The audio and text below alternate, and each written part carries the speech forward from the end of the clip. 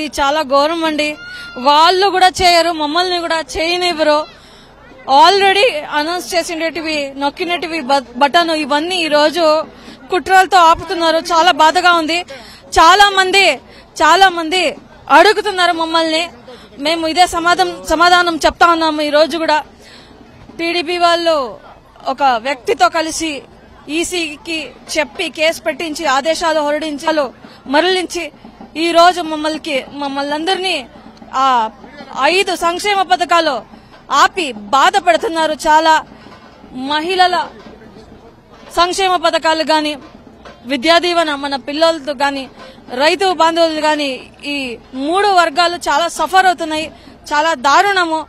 వాళ్ళు చేయరు, మమ్మల్ని కూడా చేయనివ్వట్లేదు. ఖండిస్తున్నాను చాలా తీవ్రంగా దీన్ని. దయచేసి మనకి న్యాయం జరగాలని నేను కోరుకుంటున్నానన్న.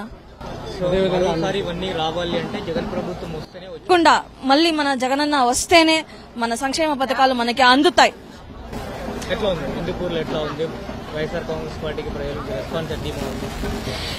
మన హిందూపురం నియోజకవర్గంలో సంక్షేమ పథకాలు అందుకున్న ప్రతి ఒక్క ఇల్లు చాలా బాగా రెస్పాండ్ అవుతున్నారు. అంటే ప్రతి ఒక్క ఇల్లు అంటే దాదాపు 99% అందరూ అందుకున్నారు. పేదలు, పెత్తందారులు పెత్తందారులు కూడా కొంతమంది అందుకున్నారు.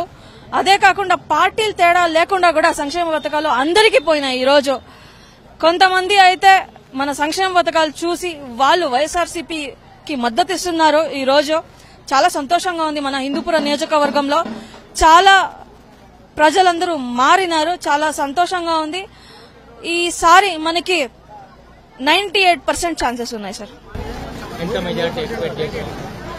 20-25,000 సార్. మా నమ్మకం నువ్వే జగన్, మా నమ్మకం నువ్వే జగన్, మా నమ్మకం నువ్వే జగన్.